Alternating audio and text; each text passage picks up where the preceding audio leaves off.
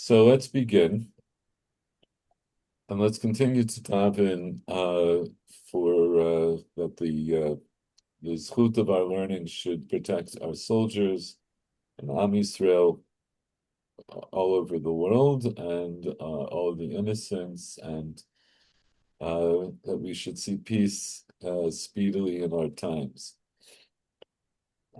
And with that, I thought I would take a look at this. Just we don't have to go into any detail here, but you may remember last week we looked at the beginning of, or we read through the next Mishnah, and in the last that Mishnah begins with the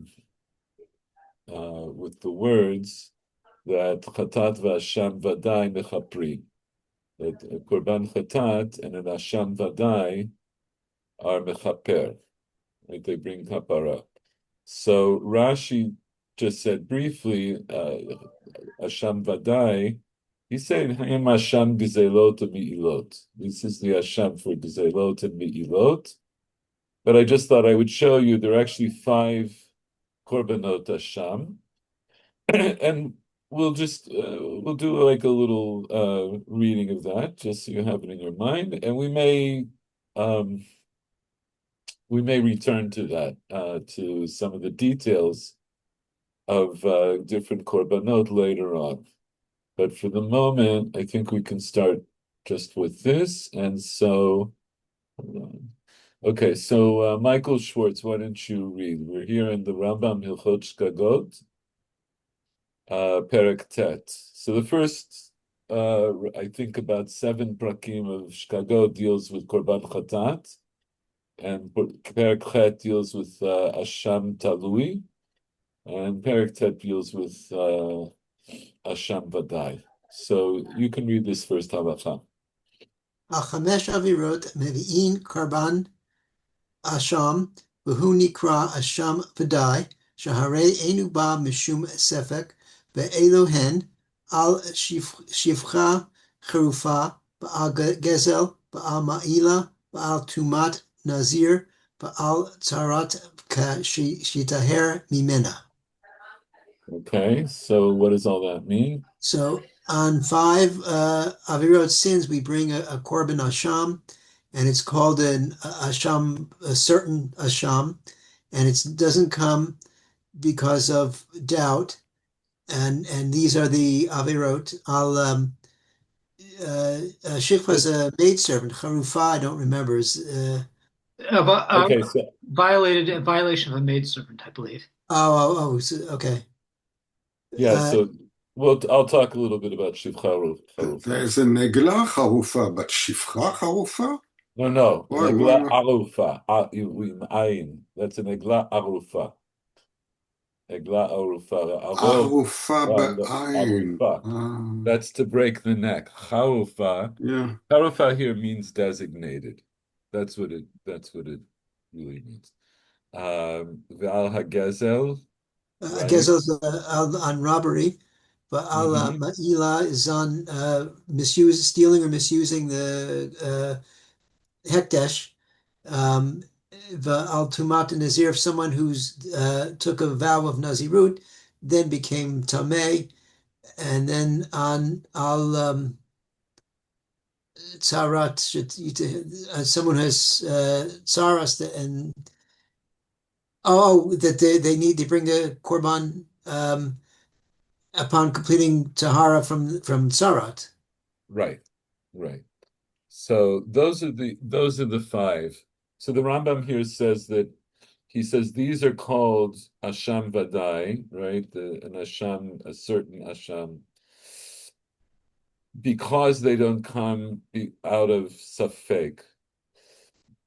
That's in contrast to what he described in the previous chapter, which was about an Asham Talui. So Asham Talui comes when there's a Safek involved, when you're not sure if you committed a sin or not. Under certain circumstances, you bring an Asham Talui until such time as you can determine whether or not there was a sin that was committed. And here, these are all vadai. These are things that when you know that they happened, they happened. So the Shivcha Charufa is described here in Vayikra Perek Yud Tet. And Michael Werner, why don't you read here Pasuk Chaf, V'ish. ואיש כי ישכב את אש אישה שכבת זרע, והיא שפחה נחרפת לאיש, והופדה לו נפדתה או חופשה, לא ניתן לה ביקורת תהיה, לא יומתו כי לא הופחשה. Pasha.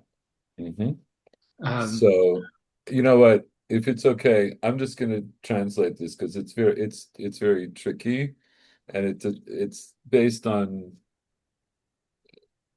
the way Chazal understood this. The whole thing is a bit obscure. So a person, right, a man who lies with a woman, Shichvat Zera, that he had an emission of semen. So, and Chazal understand that meant that he had full intercourse with her. V'hi shivcha nechrefet leish. So what is nechrefet leish? So Rashi explains it means miyuedet leish, someone who is designated to a particular person. And Rashi says, "Eini yodea lo dimayon b'mikra." I don't know another similar case of this word in Tanakh, but that's what he says it means here.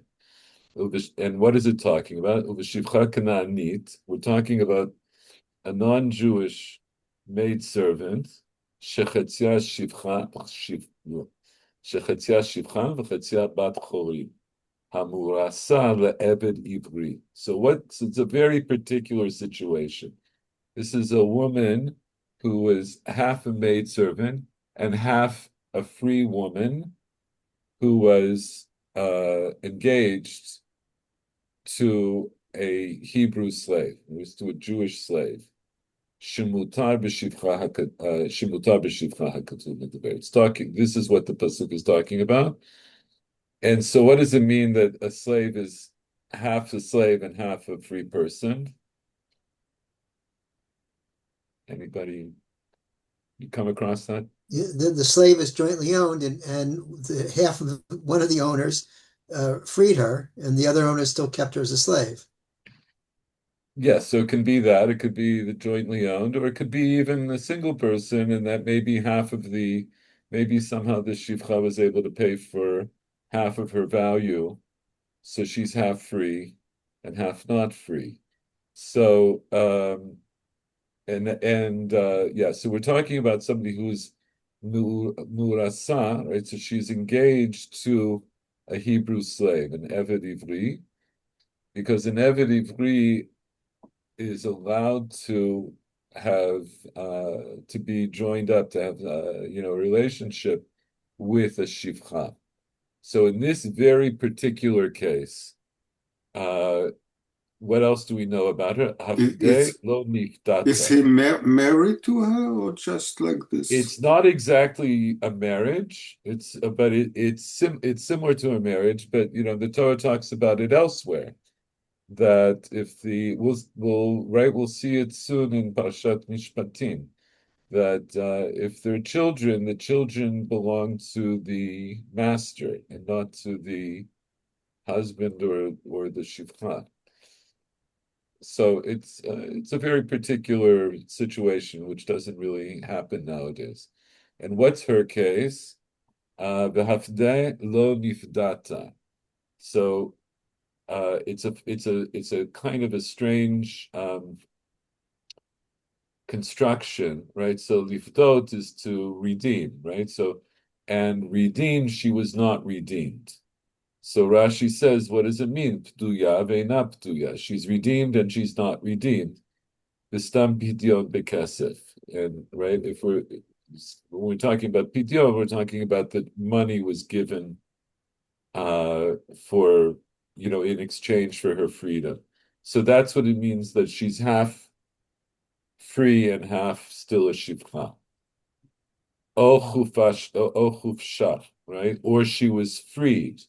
In other words, half of her was either redeemed with money, or half of her was freed, bishtar, meaning that the owner wrote on a star that I'm freeing half of you. Or like Michael Schwartz said, maybe there were two owners, and one of the owners says, I'm freeing my portion, my share of you. And that star is that it's called a get. It's like, and it's similar to a get. A get is also just a term that's used in Chazal to mean a star. So what does it say? It has this very funny language. Bikoret. So bikoret, right? In modern Hebrew, we translate that as like criticism, right? Bikoret. But here this right, it says punishment after examination. It's also a very particular meaning here. And Rashi says bikoret. He says it's lashon makot.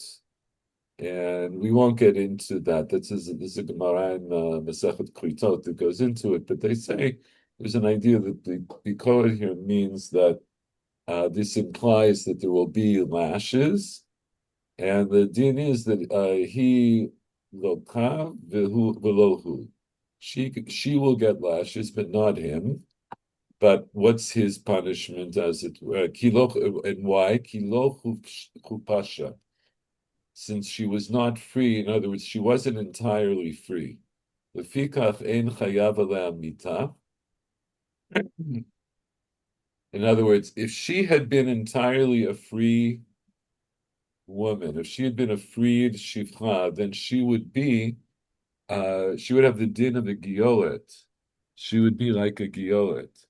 She would be like a convert, in which case, if she had been entirely free, and engaged to somebody, and then someone besides her betrothed had intercourse with her, then they would both be chayav mita, right? So he says, so bikoreti, yes, so there is a punishment, but lo yum tu, they won't be put to death because she wasn't free.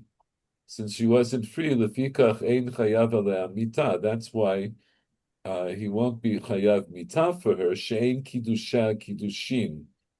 The erusin and kiddushin are interchangeable in this context. That the kiddushin, her betrothal, is not a betrothal, meaning it's not a full betrothal. Ha im chupasha, if she was completely free, then kiddusha kiddushin v'chayavim mita. They could both be chayav mita. In other words,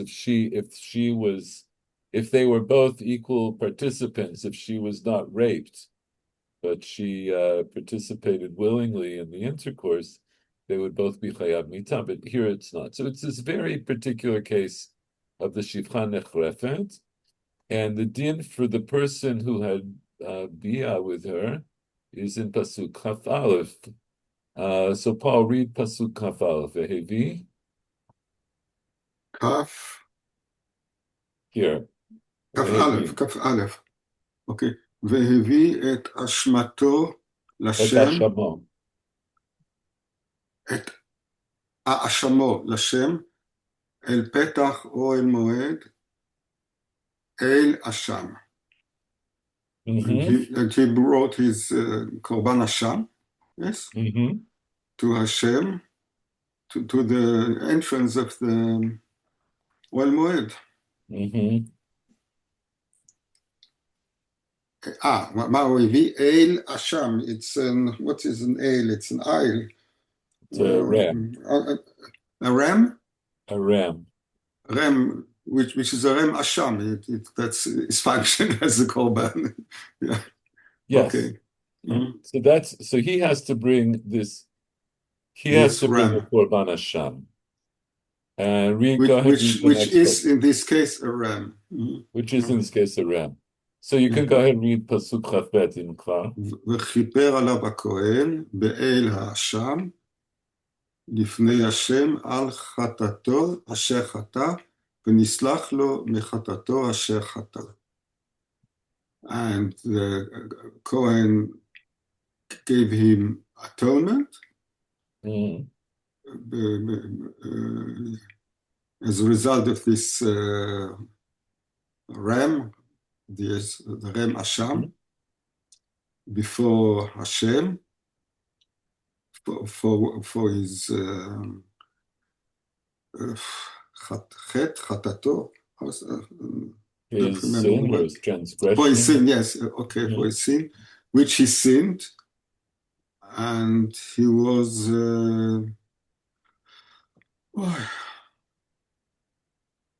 אני מבין מה זה נסלח לו. Pardon, נסלח לו. Yeah, okay, and he was pardoned from his sin which he sinned. From the sin which he sinned, and Rashi says, ונסלח לו מחטאתו אשר חטא, לרבות את המזיד כשוגג. So this comes to include someone who transgressed this שפחה נחרפת, גם if it's מזיד וגם if it's שוגג. Right? So generally, right, in Korban Chatat, you bring the Chatat on Chataim for which you're chayav karet. If you do the sin b'mezid, you're chayav karet. If you do it b'shogeg, you bring a korban chatat. But in korban hasham, we have instances where it doesn't matter whether you do it b'mezid or b'shogeg, you still bring a korban hasham. All right, so that's a difference between korban hasham and korban. And you are freed from any punishment from any sin. In this case, right. No, so that's how that only through bringing the korban hasham will you get kapara, but you will get kapara for doing it. All right, so this is. I just wanted to look, like I said, to look at this kind of briefly.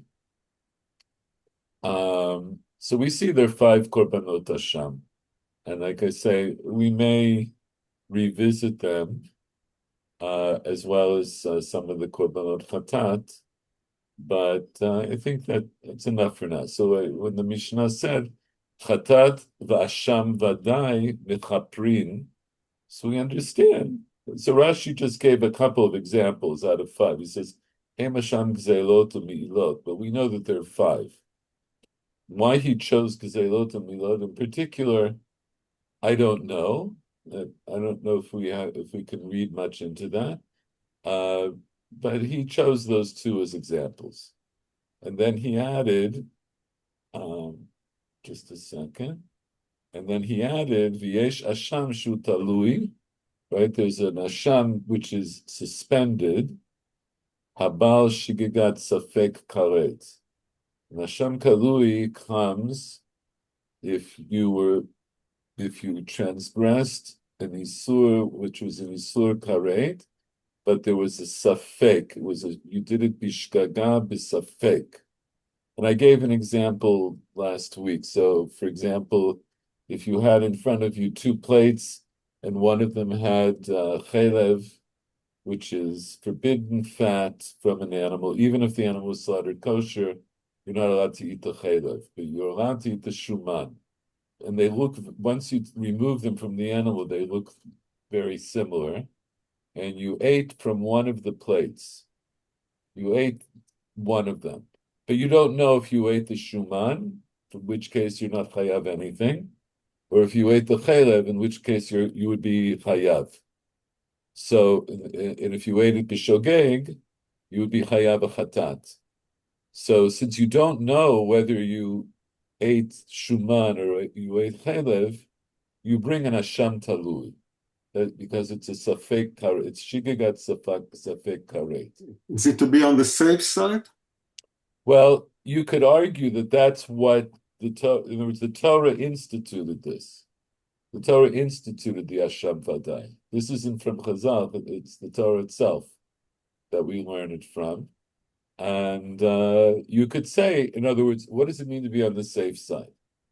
Like, what Right, would that mean? since you are not sure, so you do this Korban Asham, and if you didn't do anything, then nothing happened. And if you did sins, so you get rid of the sin. Right. So Wash. right. So in other words, what you're saying, and this I'll say it a little bit differently. And the point is that the subject here of this Mishnah is about kapara, right? We want to get atonement. And we'll talk more in detail about what exactly we mean by kapara. But we know Yom Kippurim is the Torah institutes Yom Kippurim to give us a day where we can atone for our sins, and but during the year we also have other vehicles for kapara.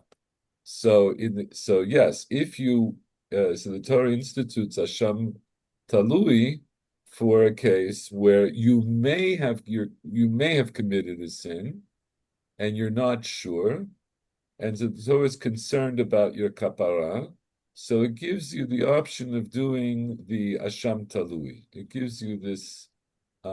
It's not exactly an option, but it's not optional, but it's one of the things. It's one of the vehicles the Torah gives you to have kapara, uh, on, at least until you can find out whether or not you sinned. In which case, you'll get like a full kapara.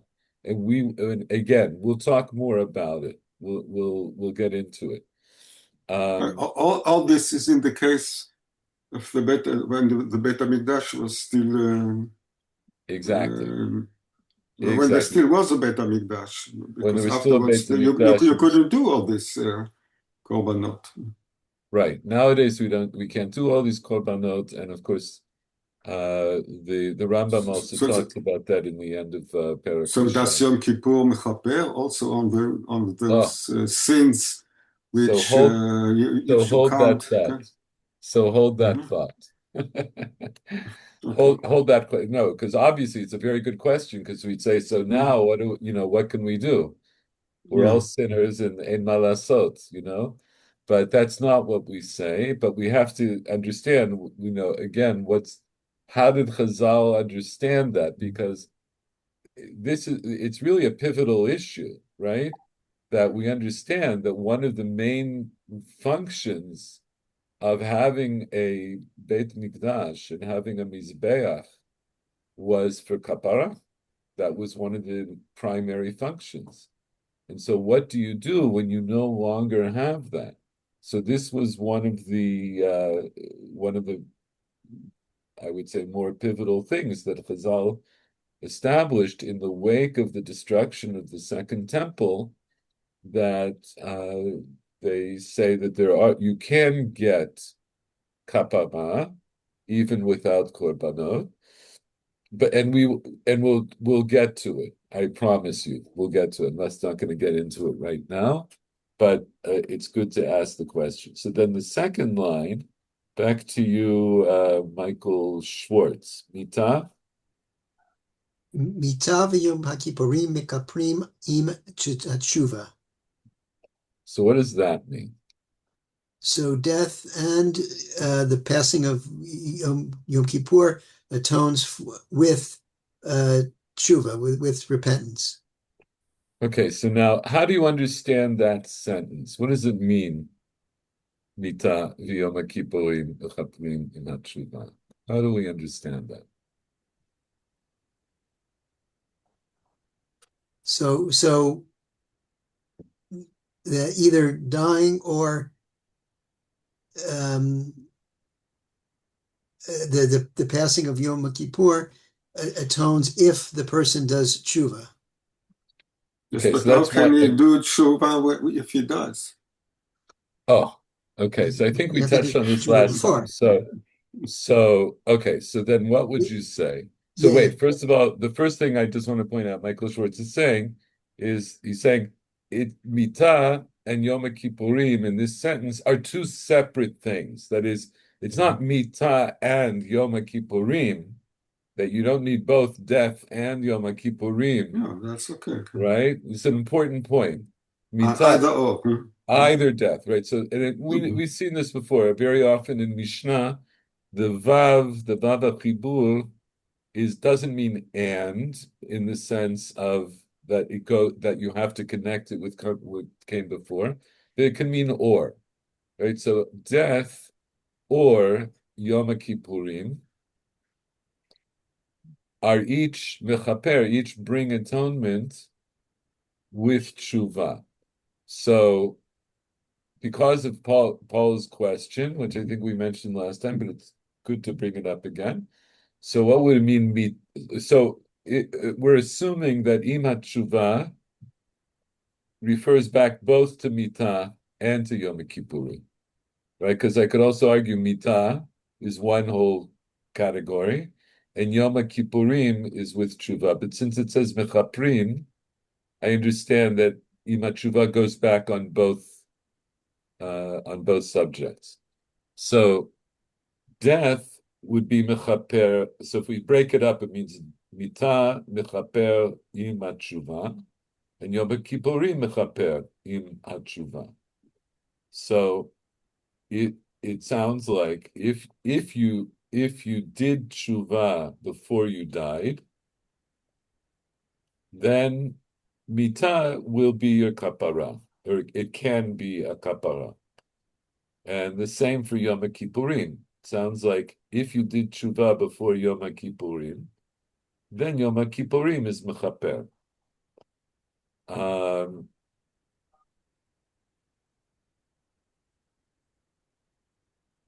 Right. So we'll see in the Gemara that there may be another way of understanding this, and I'm going to wait till we get to the Gemara to talk about it. Michael Werner, why don't you read the next line? Tshuva mechaper. Time is perfect. Just in my mouth. It's very chewy. Do you want to take the next one? I can. Actually, if I'm good to go. You're good to go. Okay. Okay. I can make it a little bigger. Hold on. No, it's fine. I'm fine. Teshuvah mechaperet al averot kalot al aseh ve'al lo ta'aseh ve'al hamorot hu toleh ad sheyavo yom kippurim v'chaperet. So Teshuvah gives kapara, or gives atonement for light sins, whether they're positive or negative, and for the weighty sins. The weighty sins are left pending, literally are suspended, literally, until Yom Kippur comes and Yom Kippurim comes and gives atonement. Okay, so it says, right, al chamurot hu toleh. So the hu here really refers back to tshuva, even though you might say it should have been he, but sometimes we have these slight grammatical differences that we're not so makbid. So in other words, tshuva, what it means is that if you did tshuva for a particular sin, for a sin that was considered to be chamur, right, that was considered to be heavy or weighty, then tshuva will suspend. What does it suspend? It presumed suspends the punishment, no? Yeah, so it seems right. So it's toleh. In other words, it'll suspend punishment until Yom Kippurim comes, v'yichaper, and then the day itself of Yom Kippurim will bring kapara. So this is going on what we just said. That Yom Kippurim is mechaper with tshuva. So now we could say maybe what that means is Yom Kippurim is mechaper on averot chamurot with tshuva. because if it's a Aveira Kala, it sounds like I don't need Yom Kippurim, right? Tshuva mechaperet al Aveirot Kalot, that's without Yom Kippurim. It's not Toleh. So of course, we asked the question last time: what is an Aveira Kala? What's an Aveira Chamura? Which is also something we'll get into. Right now, I just want to raise some of these issues. We read this also. We read the whole Mishnah, right? We talked about Echtav Ashuv, Echtav Yom Kippurim Mechaper, and so forth. We'll go back over all these things in greater detail, but I think for the moment we're going to start to go into the Gemara.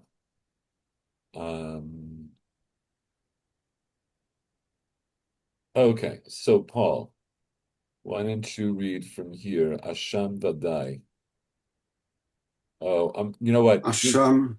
Hold on a second. In. You know what? I thought I'd prepare in my head. I thought I'd already done this, but I didn't. Just a second. I'm going to make it a little bit easier for you to read. Asham Vadai in. Asham Talui lo. Vaha Kapara Ketiva Bei. Anach Mechapri Kapara Gemura. Asham Talui Eno Mechaper Kapara Gemura. Okay. So can you this certain Asham in? Yes? Yes. Asham Talui Lab. The Asham which is uncertain, which depends. Not. Baha Kapara Ketiva Bei.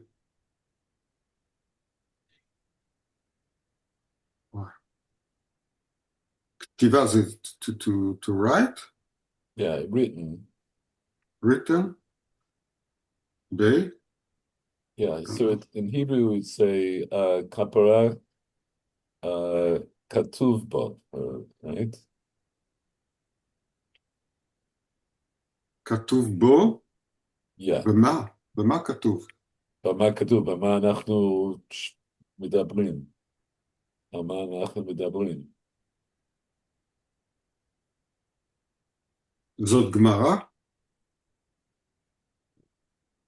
לא. So זה גם here. משנה. זה גם משנה. No. זאת גמרא? This is the Gemara. זה גמרא. Okay. Right. Which is indicated both by the fact that I changed the font. The font, yeah. And also the because language. And also the language. Right. So what does it mean? Asham vadai in, Asham talui lo. So let's understand that first. So what did the Mishnah say? The Mishnah said, Chatat v'asham vadai mechaprin. So the Gemara is saying, okay, I read the Mishnah. Mishnah said Asham vadai in. Yes. Okay, that's okay, yeah. So what does it but mean? not Yes? the Asham Talui, but not the Asham Talui. Right. In other words, so it's a diuk in that first line of the Mishnah. The Mishnah could have said Chatat v'asham talui v'asham vadai mechaprim, but it left out asham talui. So what's the question? Okay. Vaha kapara ktiva bei. How? Vaha, behold, like hine, מה זה kapara. Has like hine.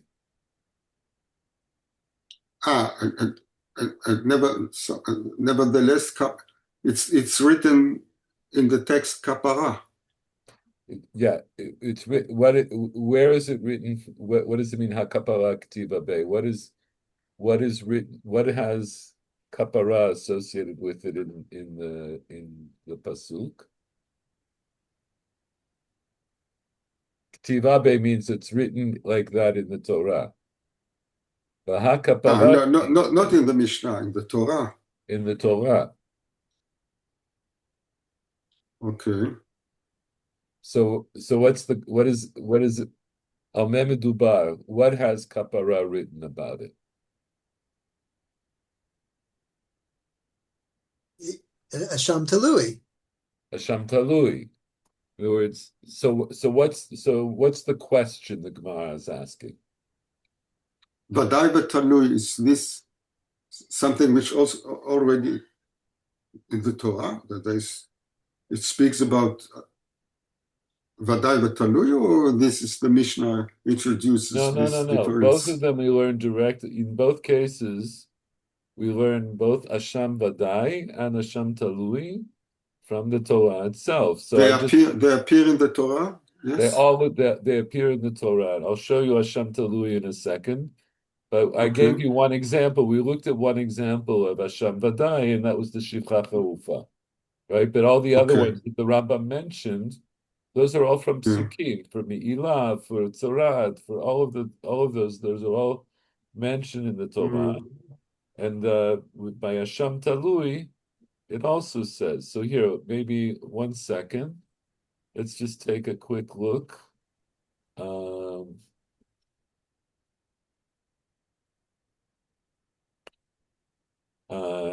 Did your screen change? Do you see the psukim? No. Now you do. No. Now you do. Okay. Now we are in Vayikra. Okay. Now we're in Vayikra. Okay, so Michael Werner, why don't you read a little bit?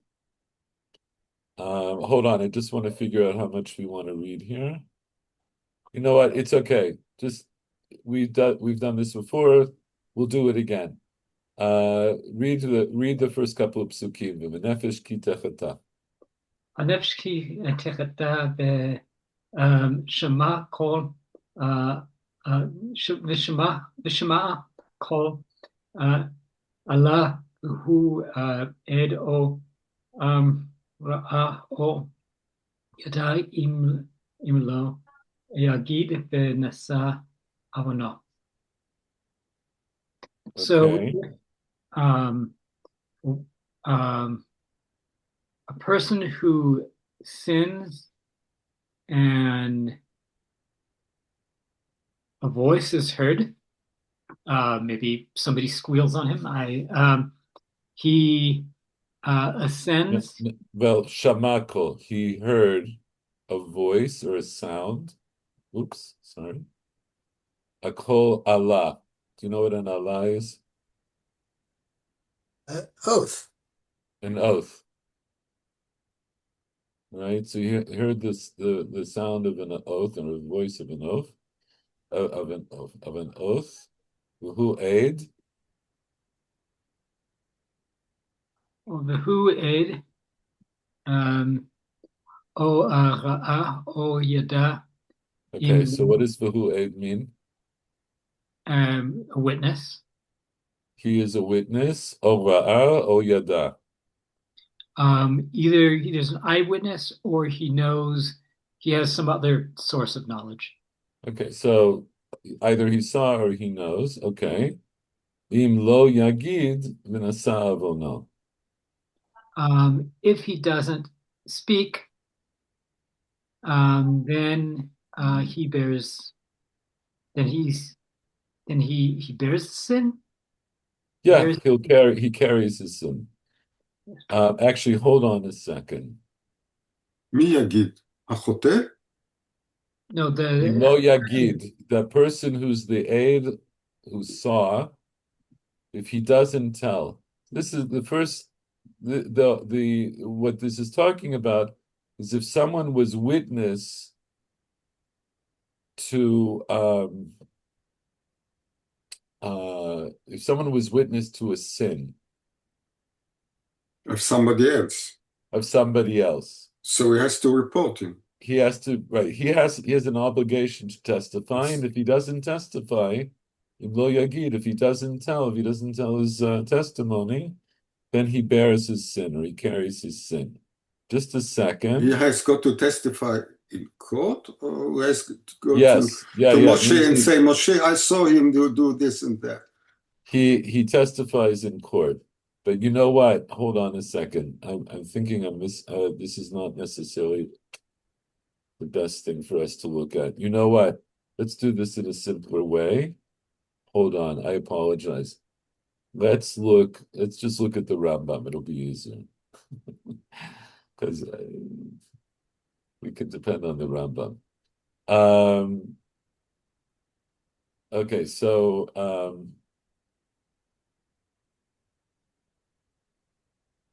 this is what we want to do. Okay, Michael Werner, why don't you read a little bit more? I'm sorry, I'm going to have you read from the Rambam instead. Okay, I'm sorry, and I am fading. You know what? I also want to tell you, if you feel like you just have to go, it's really, I totally understand, and I will not be insulted. Okay, I'm gonna try. I'm gonna keep going as long as I can. So I think it's better for. I think it's better to be here, even if I'm only half here. Okay, so But you read a little bit now. Kol chet. כל חטא שחייבים על שגגתו חטאת קבוע. חייבים על לא הודה שלא אשם תלוי. Stop there. So just explain that. Every sin for which one is obligated to bring a shogeg offering. Okay, not exactly. Kol chet shechayavin al shigigato, on its shgaga. Achatat kbua. So what is shogeg? What does that mean? What's a shgaga?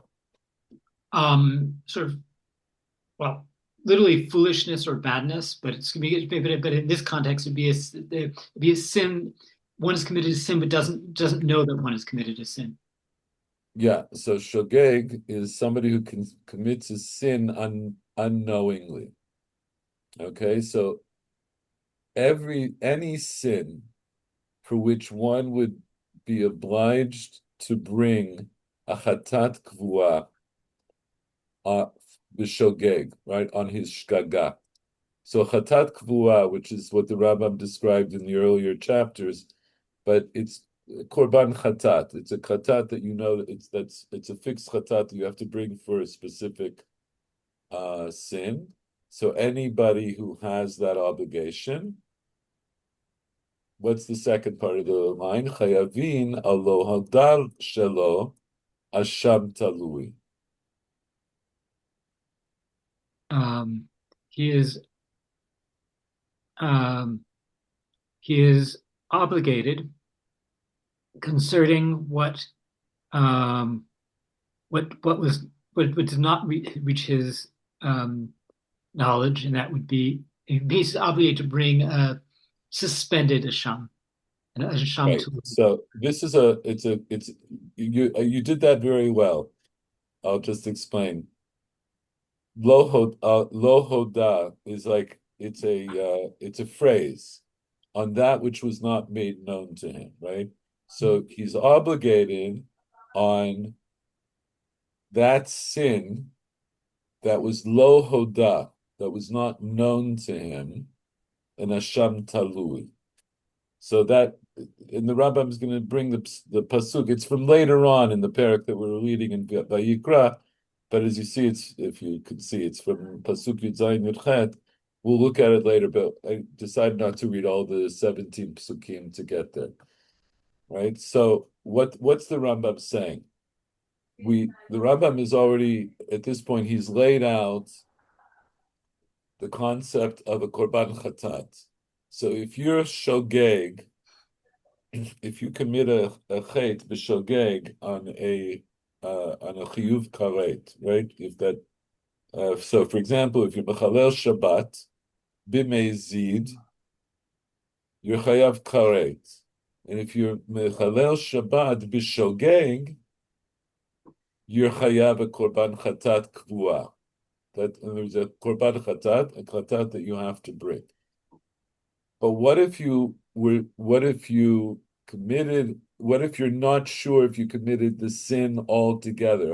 That's Allah hodalo. In other words, that you missing information. So in the case, so what's a case of shogeg by Shabbat? We have two basic situations for which you're chayaba, for which you're shogeg. So Michael Schwartz, what do we need shogeg b'Shabbat? If you didn't realize it was Shabbat, or you didn't realize that the act was forbidden on Shabbat. Very good. So in both of those cases, let's say,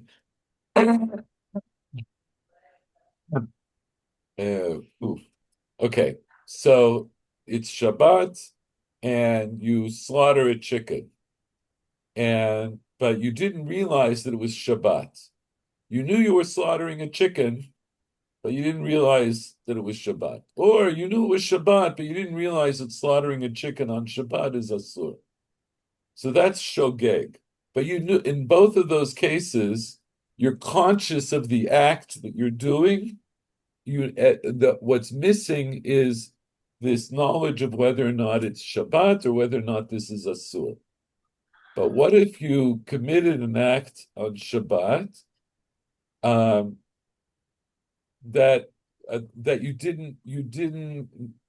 you weren't aware of? Let's say, how could that be in Shabbat, for example? What if you shechted the chicken ben hashmashot?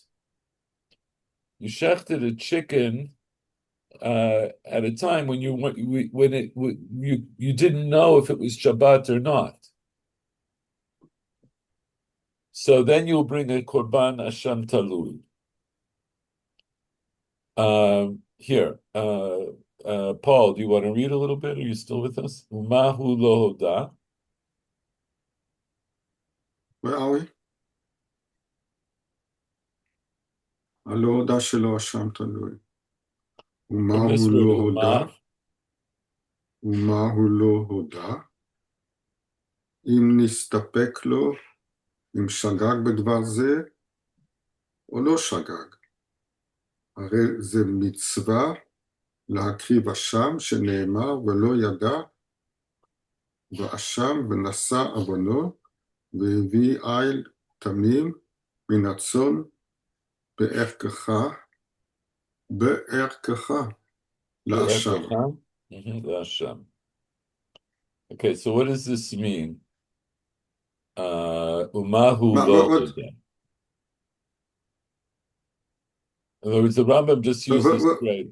Go ahead. I'm sorry. Go ahead. What was it? What he didn't recognize? So that's why I gave the example. This is what the Rambam is trying to explain now. So the Rambam used this phrase, lo hoda. So if you did a chet, shechayavin shigagato chatat kvua, if you did it in this a situation where it was lo hoda, where it wasn't known to you, then you bring an asham talui. So now he's saying umahu lo hoda. What is the case where you committed a sin that's lo hoda, that it wasn't known? So he says im nistapek lo im shagag b'davar zeh o lo shagag. If he was in doubt whether he did it without noticing, or that he did notice what he did. Okay, let's say. So in that case, harei ze mitzvah lakriv hasham. In this case, it's a mitzvah to bring an asham sacrifice. Okay, and shene'amar, so since I have the pasuk open already, so the pasuk which you read is, right, v'im nefesh ki techta v'asta achat mikol mitzvot Hashem asher lo אשר לא te'asena. תעשה ולא Go ahead. ידע, והשם ונשא עוונו. Okay, Yudchet.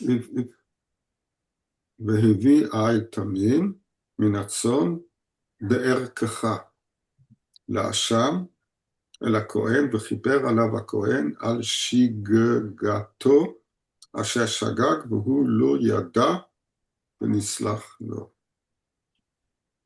Well, that's strange. Okay, If what's strange? if it's shgaga, maybe he didn't even notice that he did the avera or the chet in this case. So That's strange. If you do something bishgaga, usually you don't even know that you did it. So how do you ever bring a korban chatat on shgaga? That's the first question. So Michael Schwartz, how will you ever bring a korban chatat on a shgaga?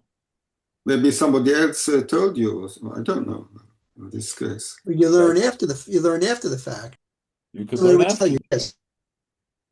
So Michael Schwartz gave us right. He explained that let's say if it's Shabbat, so let's say it was Shabbat, and you shechted a chicken on Shabbat, but you didn't know that it was Shabbat, and then a few hours go by, or it's Motzei Shabbat, or it's the next day, and you realize that day was Shabbat.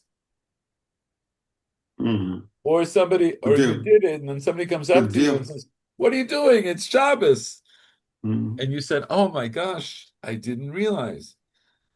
Or they push the button of the light on Shabbat, and then suddenly, it's Shabbos. What did I do?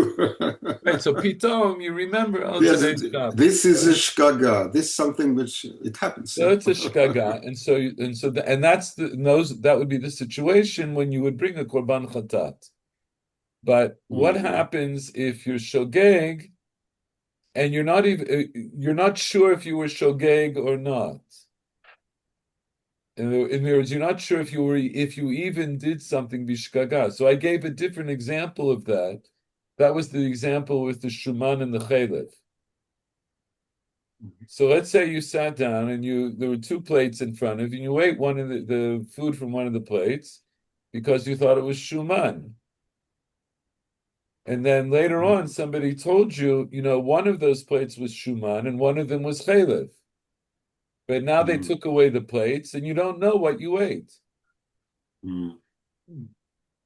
So at the time that you ate it, it was lo hoda. You didn't even know if what you're eating is asur.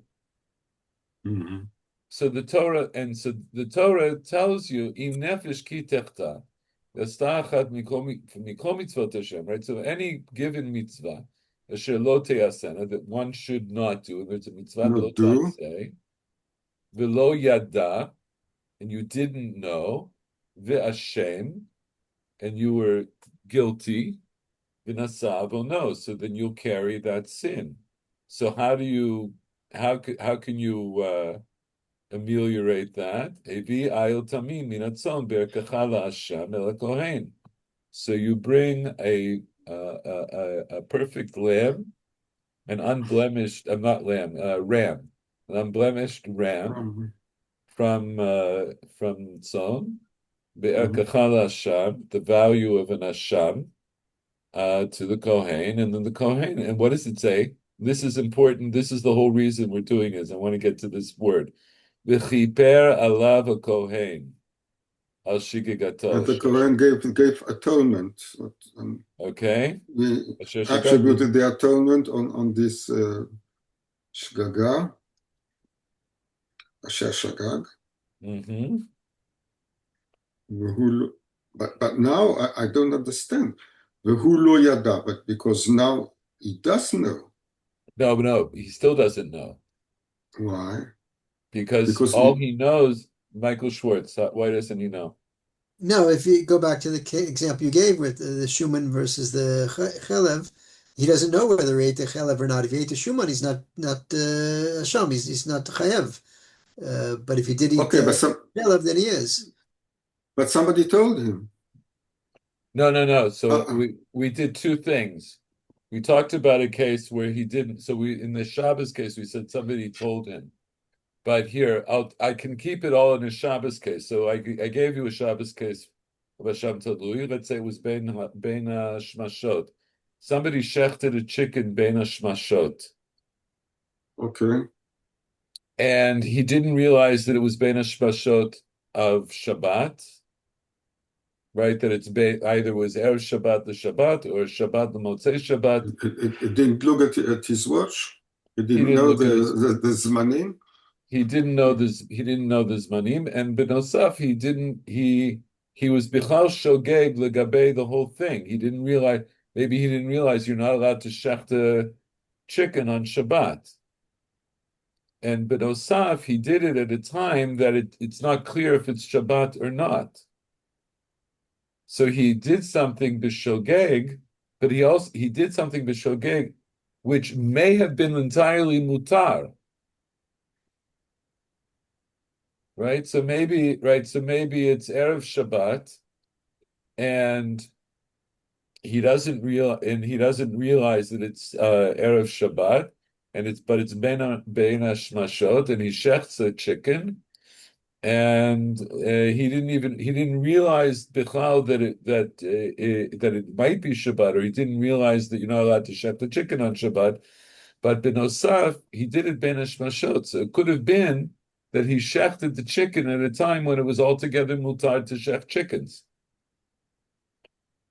But now what does he know? He knows that maybe he did do something, but he can't know for sure.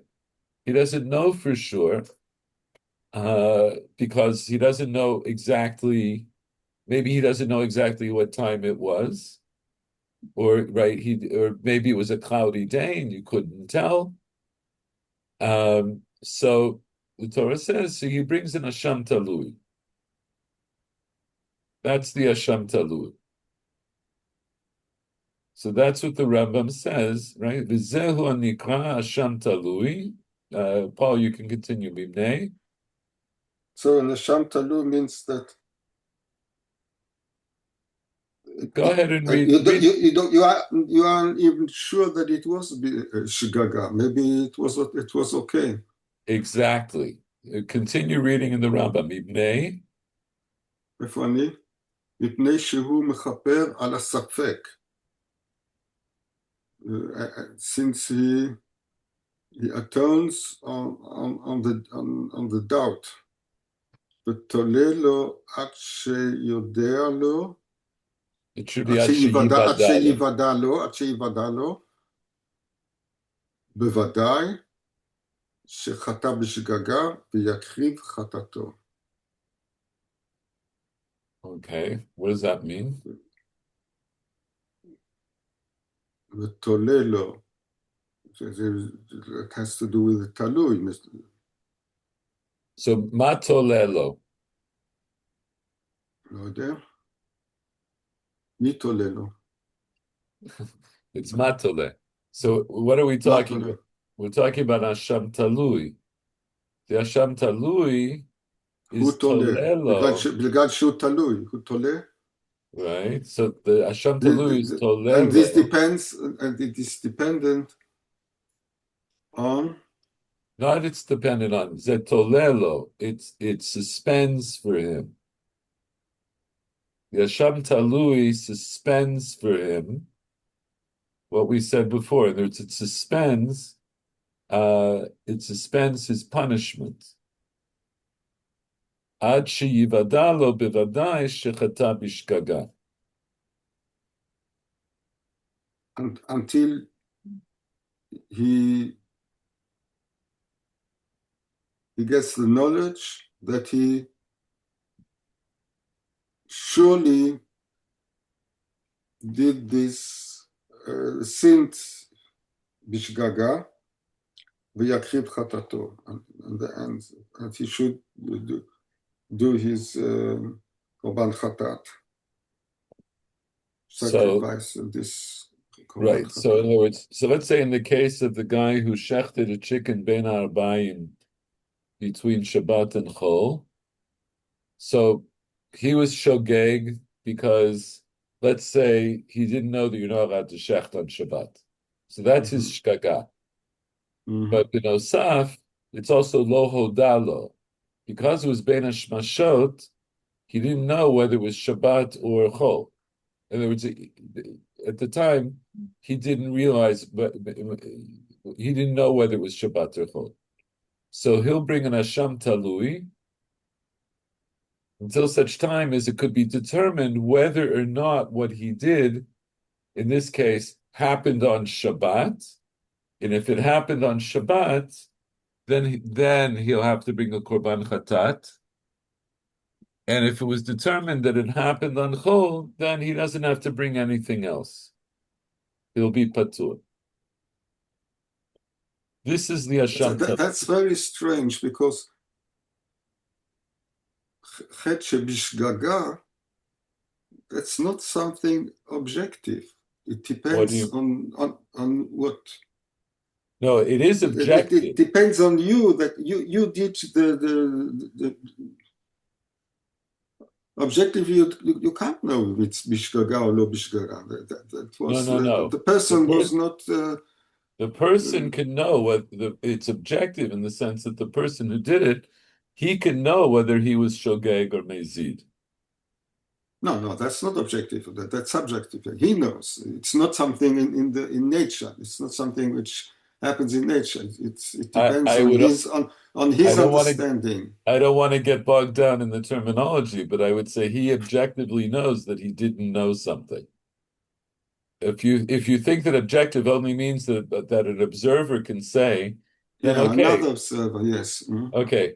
I'm not sure if that I would define objective in the same way, but it doesn't matter. But a shogeg, but that's the definition of a shogeg, a person who did something in some kind of an unconscious state. He was not conscious of some aspect of what he was doing. So the consciousness is something subjective.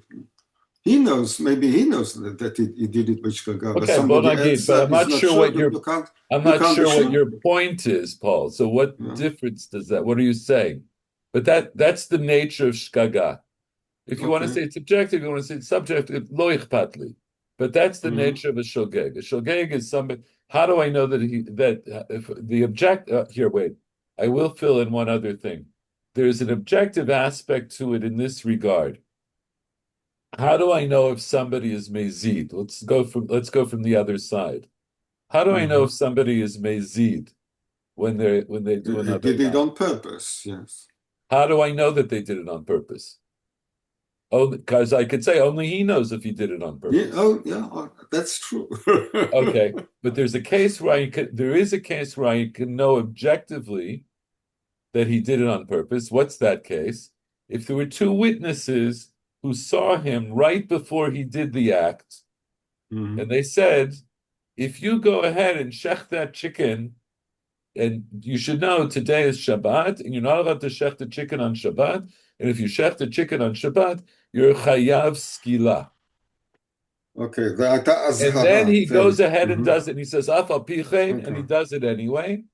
Then I know for sure he was mezid. Yeah, because he was his hero talking. Okay, so then anything less than that, I will agree with you. Anything short of having two witnesses, and they have to, what I told you, they have to basically say that what I said to them. What you have to tell him that what he's doing is asur, and you have to tell him what the punishment is going to be.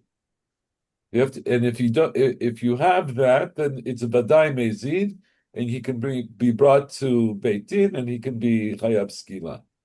But anything short of that, it's true. What you say is true. It's up to him to tell us whether he's mezid or not. He doesn't have to tell us at all. He could tell Hashem. He could say, "I'm doing this on purpose," and he knows he's doing it on purpose. Or he could say, "You know what? I didn't realize what I was doing. I didn't know." So in this sense, if he did it b'mezid without edim v'hatra'ah, then the Torah punishes him. That's the chiyuv karet. Karet is Hashem says, "I know if you did it on purpose, and if you did it on purpose without edim, I will punish you with karet." But if he did it not on purpose, that is, he did it bishgaga, then at whatever point, like Michael Schwartz said earlier, at whatever point he realizes that he did an Aveira, then he'll say, oh, I did an Aveira, and I chayav chatat. He'll bring the chatat kvua. So what's the case of the Asham Talui? It's somebody who did something bishgaga, but he didn't know at the time that he did it whether he actually committed an act that's asur. So that's the hemshech of the Rambam, where the Rambam gives this example, similar to what I gave. Michael My Schwartz. problem is yivada. So it will be made. Then somebody else will tell him. So how can somebody else know that it was bishgaga? So you can have many that's examples. So we can have many examples. So first of all, let's say it's the case of the guy who shechted ben hashmashot. And nowadays we could say he could look at a calendar, right? He could look at a lulach zmanim, and he didn't. And at the time he shechted, he didn't even think to look.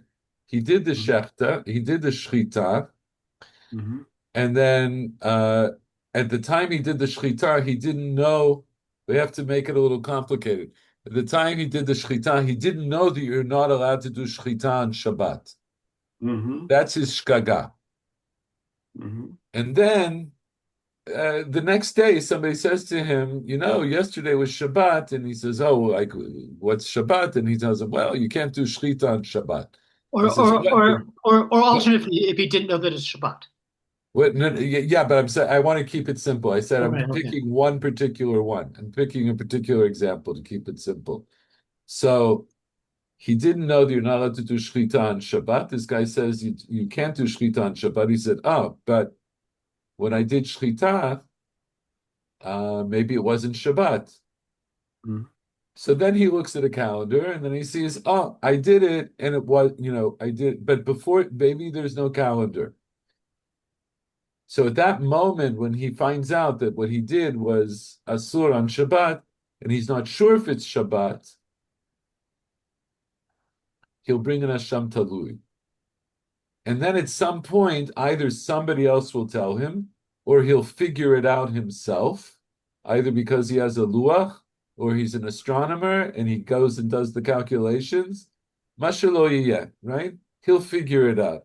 But here, the Rambam also gives an example. So, Michael Schwartz, Eino chayav ba'asham. Eino chayav ba'asham talui ad sheyeh sham isur kavua. Ketzad achel chelev v'safek im haya kazait or pachut kazait or shahayatal lifanav chatika chelev חתיקת שומן ואכל אחד מהם ואינו יודע איזה מהן אכל, אשתו ואחותו עמו בבית, בעל אחד מהן ואין יודע איזה, ידוע איזו מהן בעל, שבת ויום חול, עשה מלאכה באחד מהן ואין ידוע באיזה מהן עשה, או שעשה מעשה בשבת ולא יודע מה אין איזה מלאכה עשה, הרי זה מביא אשם תלוי, וכן כל כיוצא בזה. Okay, so the Rambam gives us a lot of different examples. So here, Michael, go ahead and tell us. Michael. So one is not obligated in a Asham Talui until there will be there a sur kavua, a set isur, a set prohibition. How if he ate chelev and there was a doubt if he had eaten kazait or less than a kazait, or there was before him a piece of chelev or a piece of and a piece. It's and. Here it's and. Chatichat chelev v'chatichat shuman.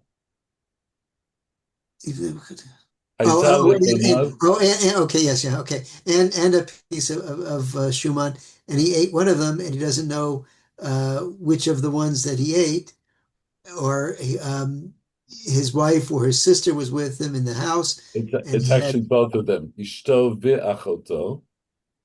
This sounds a little bizarre, but this is the Yeah, case. It's yeah. So his wife his wife and and his his sister. sister were with him in the house, and he had relations with one of them, but he doesn't know which one he had relations with.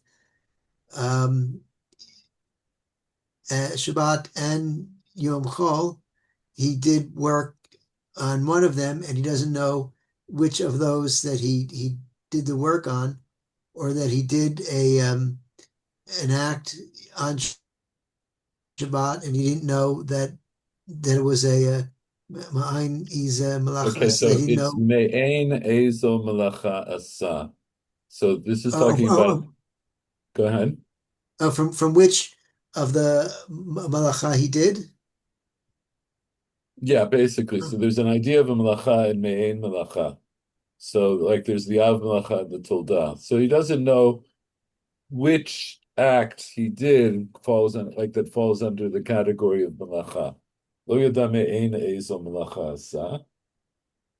Okay, Hari, this is he brings a Asham Talui, and V'chen Kol, and furthermore, all the cases like this. Okay. Uh, Michael Werner, you still with us? You want to read a little bit? Sure. Aval. אבל אם, אם הייתה לפניו חתיכה אחת, ספק שהיא חלב, ספק שהיא עלייה,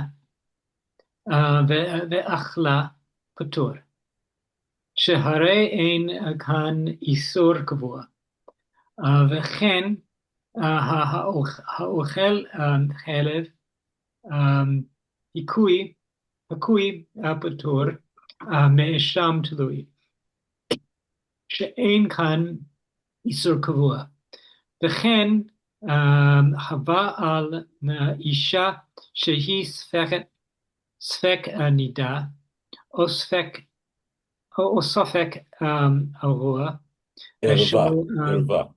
ערווה של קרוב הבשר, פטור מאשם תלוי.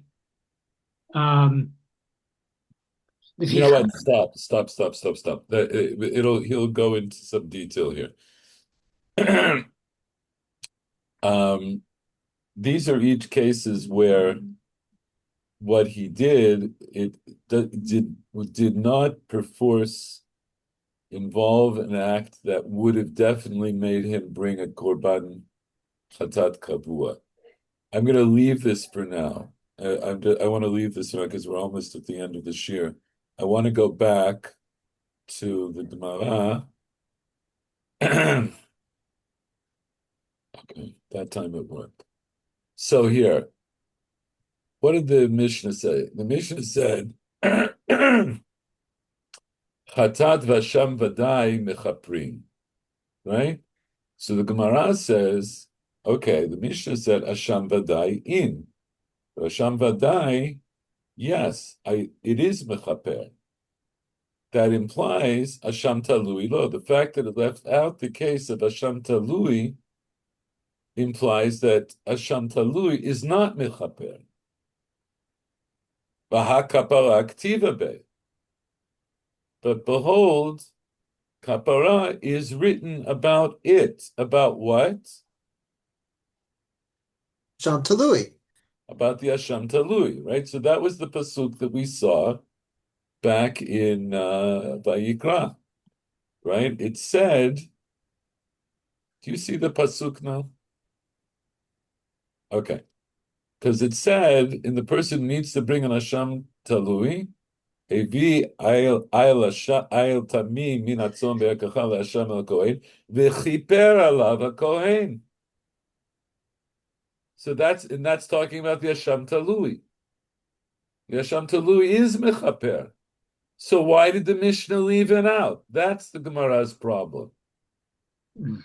Gemara wants to know. So why didn't it mention Why didn't it mention Asham Talui? Because Asham Talui is also mechaper.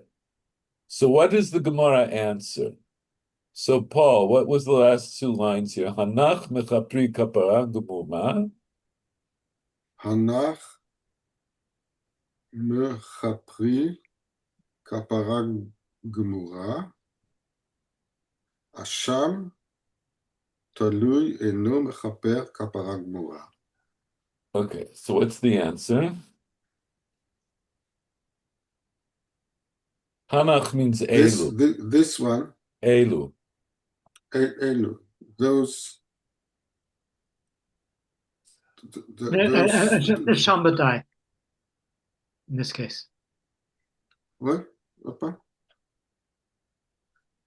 Well, it's Michael Werner. Hold on a second. Paul's doing it. Hanach mechapri kapara gemura. What does that mean?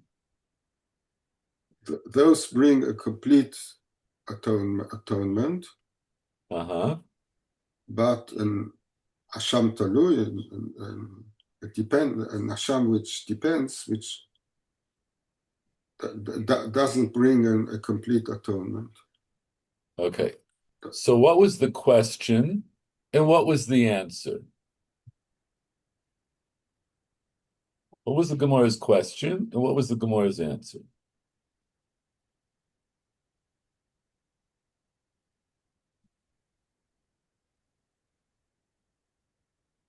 Right. The claim was about the Nasham Vadai. Now the Gemara says, okay, but that's okay. But what happens with the Asham Talui? This time, then the Gemara says that. Okay, well, what was the question? What does it mean, Asham Vadai'in, Asham Talui Lo, V'hakapara K'tiva Bei? Michael Werner, you were about to answer. Well, it says in the Mishnah Asham Vadai. It doesn't talk about Asham Talui. Okay, so what's the problem with that?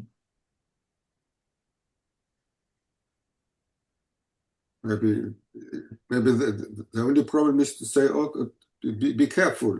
They tell this pasuk was about Asham Vadai, but be careful. If it were an Asham Talui, it wouldn't bring kapara. No. Michael Werner, what did you want to say? And that how is it that Asham Talui does not bring kapara when the scripture actually refers to Asham Talui? Okay, that's almost correct. Okay, almost correct. Michael Schwartz, what's the question, Gemara? It's questioning its inference that the Asham Talui doesn't bring kapara. Okay, so say that a little bit. That's correct. Let's say it a little bit better. In other words, what did the Mishnah say? Chatat v'sham v'dai mechaprin. So what's the Gemara's question? Why isn't Asham Talui in that list? Why isn't Asham Talui in that list? Why should it be in the list? Because it also brings kapara. It also brings the Torah also says by Asham Talui v'chiper alav hakohen. It brings kapara. So why didn't the Mishnah say chatat v'asham talui v'asham vadai mechaprin? And so what's the answer? Because the Asham Talui is not a kapara gemura as opposed to the chatat and the Asham Vadai. It's a different type of kapara. It's something less than a complete kapara. And what is the these? So Michael, Warren, I just want to point out. So it's not only the Asham Vadai that's the Hanach, it's Chatat and the Asham Vadai. Hanach, both the Chatat and the Asham Vadai, Mechapri, that's all, Hanach and Mechapri is plural. These things bring atonement in plural. They bring a complete atonement. Asham Talui, why is it in the list? Eino mechaper kapara kumura. It doesn't bring a complete kapara. So now at this I'm a point, I'm a little bit confused by the term. I guess I could figure a way out of this, but I'm a little bit confused by the idea that kapara gemura implies that there can be kapara she'enu gemura, which sounds mhm. like being partially pregnant. So very good. So in other words, so put that in the form of a question. Um, What's your What question? It's a what is well, simple, kapara it's a gemura? What simple, is simple question. It's a simple question. What's the simple question here? what kapara gemura? what is kapara gamura? What is kapara she'enu gamura? Very good. I want to know. Until now, I understand there's such a thing as kapara.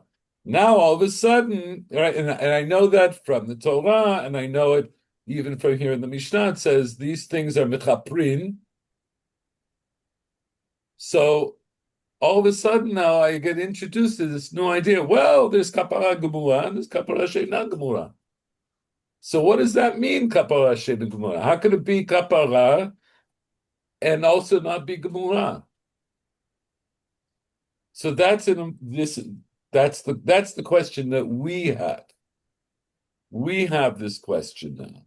What could that mean? Kapara she'na gemura. So now, because we're going to stop in 2 minutes, what's your initial what's your initial reaction? What would you say kapara she'na gemura might mean? What could that mean?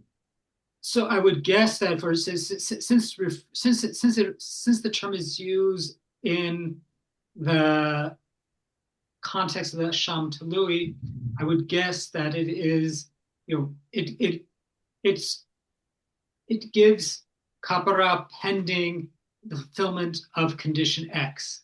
So I'm guessing that if if it's discovered that the act for which one does in Sham Talui actually was committed, then one is obligated to bring a full Asham. Okay, Michael Schwartz, did you want to say something? No, I agree. That's what I would have said. Okay, okay, good. In other words, you, at minimum, I can say what Michael Werner is saying. In other words, I already have, because I have this understanding, at least some rudimentary understanding of an Asham Talui. So I understand that the Torah gives us the Asham Talui to give us some kind of kapara in order that apparently in order that whatever punishment we might get for the Aveira will be suspended. Meaning it's suspended, but it hasn't gone away. So that's a kapara she'na gemura. It's suspended. That is, right now, I will not get that punishment because eventually the Torah leaves open the possibility for me to discover whether or not I'm chayav or not. Whether I have to bring a korban chatat or whether I'm patur altogether. So I could say kapara she'na gemura is a kapara that it's a kapara that keeps my punishment in abeyance, right? It keeps it suspended. The potential for punishment is still there, but it will not be acted upon. It will not be put into a practical form, for at least for the time being. So let's stop there. And it gives you some food for thought. And yeah. So it sounds. I mean, in West, or at least in U.S. law, there's the idea um, of what is it, a suspended sentence, Yes. And and what's so, which it's is this sounds a bit. This sounds a bit like that, in the sense, suspended sentence means, okay, you're convicted, a certain sentence is imposed on you, but that sentence is suspended if you fulfill certain conditions. okay.